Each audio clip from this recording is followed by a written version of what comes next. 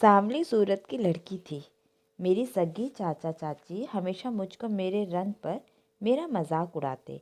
शादी की उम्र हुई तो एक दिन मेरी शादी का ऐसा मजाक बनाया कि जिसे जानकर आपके भी होश उड़ जाएंगे। चाची कहती, मेरी नज़र में एक लड़का है तुम्हारी बेटी के लिए।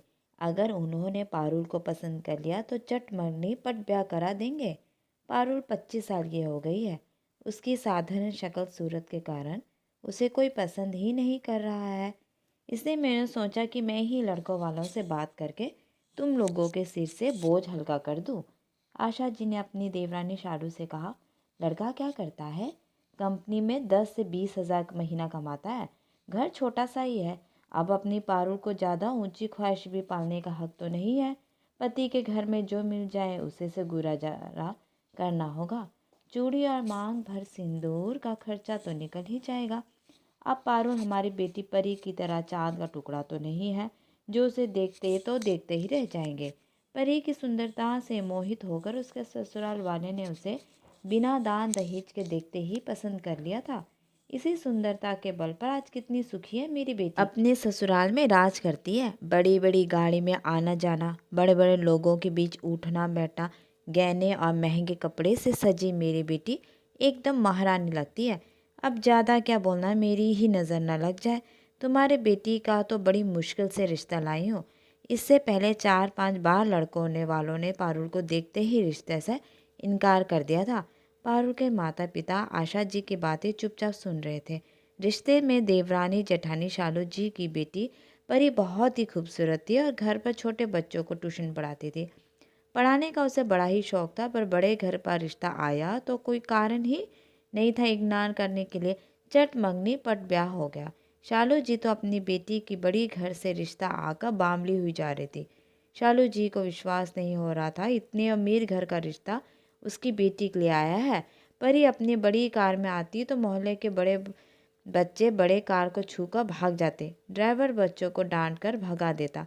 शालू जी और उसके पति मोहल्ले में अपनी नाक ऊंची देखकर गर्व करते। हर वक्त बेटी की किस्मत के आगे किसी को भी नहीं समझते थे। अपनी देवरानी के साधारण शक्ल सूरत की बेटी पारुल पर हमेशा ताना कसते। खैर अमित और उसके माता पिता पारुल को देखने आए। पारुल को देखने के बाद अमित के पिताजी ने कहा, हमें आपकी बेटी बड़ी पसंद है। शादी बिना दान दहेज के ही कुछ करीबी रिश्तेदार और मित्रों के मौजूदगी में होगी। आप लोग ज़्यादा परेशान ना हो जाए। शादी में पारुल के पिता द्वारा परी और उसके ससुर वालों को भी आमंत्रित किया गया। अरे बेटिया अकेली आई, दामाद साथ नहीं आए? हमने तो 2-3 बार फ़ोन करके उन्हें आमंत्रित किया था। आशा जी ने परी से कहा, जो अभी अभी अपनी बड़ी गाड़ी से उतरी थी। परी कुछ बोलती इससे पहले ही शालू जी बोली, इतनी बड़ी गाड़ी में आई है मेरी बेटी, वह क्या काम है? अब हमारे दामाद की छोटी नौकरी तो नहीं है कि उन्हें जब चाहे तब छुट्टी मिल जाए। बड़ी कंपनी में मैनेजर की पोस्ट पर है। फिर आशा जी के आगे कुछ कौन क्या बोलना ज़रूर नहीं समझा। परी का चेहरा कुछ बूझा बूझा लगा। सच्चाई तो यह थी कि परी के ससुराल वाले निम्न मध्य वर्गीय शादी में शामिल होना ही नहीं चाहते थे। 2 साल की शादी में परी के ससुराल वाले कभी उसके मायके नहीं आए। पारुल के परिवार में उसके माता पिता और एक छोटा भाई एक बहन थी। उन्हीं के घर से लगा शालू जी का परिवार था। पारुल जब पहली बार मायके आई तो उसके चेहरे की रंगत ही बता रही थी कि वह ससुराल में कितनी खुश है। कुछ दिनों बाद उसके पति उसे लेने आए। उसी सास ने सबके लिए उपहार भिजवाए थे। वह उपहार छोटे थे पर देने की भावना बहुत बड़ी थी। दामाद घर के सदस्य की तरह व्यवहार करता, ना कि मेहमान बनकर रहता। दामाद जी खाना लग गया है, खाने चलिए। पारुल की माँ ने आग्रह करते हुए कहा, आप सबकी थाली कहाँ है? केवल 3 थालियाँ देकर पूछा। जी पहले आप, पारुल और पारुल के पापा खा लीजिए, फिर हम सब भी खा लेंगे। मैं गर्मा गर्मा पूरी परोसती हूँ। आप बैठिए, खाना ठंडा हो जाएगा।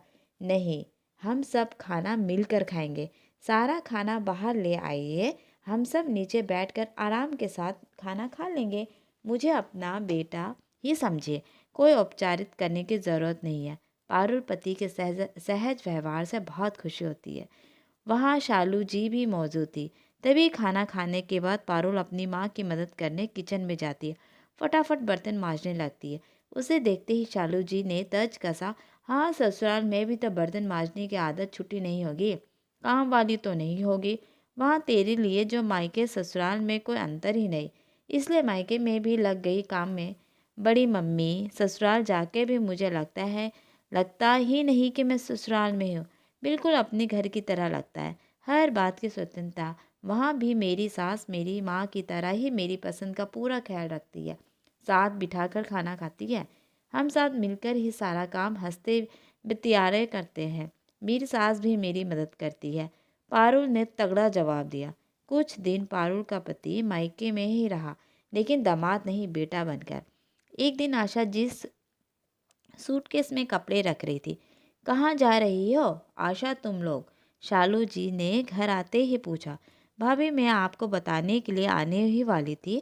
पारुल की सास ने पारुल के जन्मदिन पर पूजा रखी है और हम सबको आमंत्रित किया है। उसके कुछ करीबी रिश्तेदार और हमें भी आमंत्रित किया है। बहुत मन से बुलाया है, इसलिए 2 दिन के लिए पारुल के ससुराल हो आते हैं। पारुल भी खुश हो जाएगी। शोभा जी सोचने लगी कि उनकी बेटी परी के ससुराल से किसी भी आयोजन में उन्हें तो शामिल ही नहीं किया जाता। एक बार आशा जी की तबीयत कुछ ज़्यादा ही खराब हो गई थी। बुखार उतरने का नाम ही नहीं ले रहा था। उन्हें हॉस्पिटल में एडमिट किया गया। खबर मिलते ही उनकी बेटी पारुल दामाद के साथ उन्हें देखने आते हैं। दामाद ने अपनी पूरी सारी जिम्मेदारी निभाई। जहाँ पर ज़रूरत पड़ती तुरंत पैसे निकालते। यह बात अलग थी कि पारुल के पापा ने उसके सारे खर्च किए गए पैसे लौटा दिए। पारुल की सास ने भी अपना परिवार समझकर घर की सारी व्यवस्था संभाल ली। कुछ दिन बाद शालू जी के पति को हार्ट अटैक आता है। उनके बेटे और पारुल के पापा ने उन्हें हॉस्पिटल पहुंचाया। पर ये हमेशा की तरह ड्राइवर के साथ अपनी बड़ी गाड़ी में आई। यह क्या हो गया मम्मी?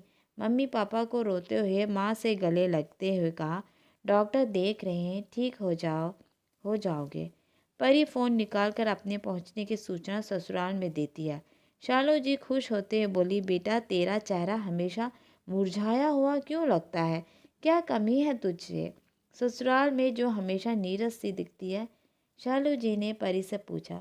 मम्मी आपको मेरा ससुराल की शान और शौकत को दिखाई तो दे रही है, परंतु बेटी की दुख कभी दिखाई नहीं दिया। परी सामने बिलक पड़ी, माँ मेरे पास महंगे पर्स हैं, पर मुझे एक भी रुपया बिना इजाज़त खर्च करने की आज़ादी नहीं है। महंगी गाड़ी तो दे दी, पर मेरे साथ मेरे गरीब मायके में आने के लिए कोई तैयार ही नहीं। मेरे पति को यह घुट्टी पिलाई गई है कि ससुराल जाने से दामाद की इज्जत कम हो जाती है। आपके दामाद जी तो हमेशा अकड़ में ही रहते हैं। ससुराल में पार्टी आयोजन तो बहुत किए जाते हैं, लेकिन मेरे अपनों को आमंत्रित किया ही नहीं जाता। मेरे माँ बाप को मेरे घर आने की इजाज़त ही नहीं है। मेरी पसंद की कोई महत्व ही नहीं दिया जाता। मुझे बच्चों को पढ़ाने का शौक़ है, लेकिन मुझे इसकी इजाज़त ही नहीं दी जाती। आप हमेशा कहती है ना मेरी बेटी खुश नसीब है, अब पारुल के भाग में कोई खुशी नहीं। पारुल बहुत भाग्यवान है। उसके दोनों हाथ में लड्डू है। मायके में भी प्यार इज्जत और ससुराल में भी। और क्या चाहिए? इंसान अमीर तब होता है जब उसका पूरा परिवार, उसके मायका भी ससुराल भी साथ हो। वहाँ पैसों में बहुत गर्मी होती है। सबसे पहले रिश्ता जलाकर राख कर देती है। मेरे ससुराल में मेरा पूरा परिवार साथ बैठकर भोजन तक नहीं करता। सब अपने अपने कमरों में खाते हैं। पिता बेटे भाई भाई में सब में मनमुटाव है। मुझे तो गरीब घर की बेटी होने के कारण महत्व ही नहीं दिया जाता। मेरा बार बार आत्मसम्मान आहत होता है।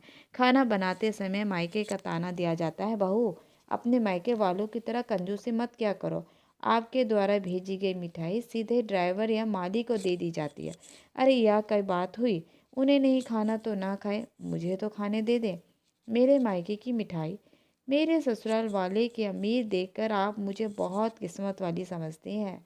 मेरी कोई बात पसंद ही नहीं है तो प्यार से भी समझाया जा सकता है, पर हर बात में मायके वालों को छोटा दिखाना ठीक नहीं लगता। पारुल का पति सही मायने में अमीर है। पारुल के चेहरे पर मैंने सच्ची मुस्कान देखी, क्योंकि उसके पति ने उसके प्यार के साथ साथ सम्मान भी दिया है, साथ साथ उसके मायके वालों को भी दिल से अपनाया। हाँ बेटा तू ठीक कह रही है, पारुल बड़े दिल वालों के घर में खुश है। खुशियों को पैसे से नहीं तोलना चाहिए, आशा जी ने कहा। सिर्फ ऊंचे अमीर घर में शादी करने से बेटी का संसार के सारे सुख नहीं मिल जाते। अगर ससुराल में बेटी को सम्मान और अपनापन मिले तो वह छोटे से घर में भी सुख रहकर बरकत से सब कुछ कर लेती है।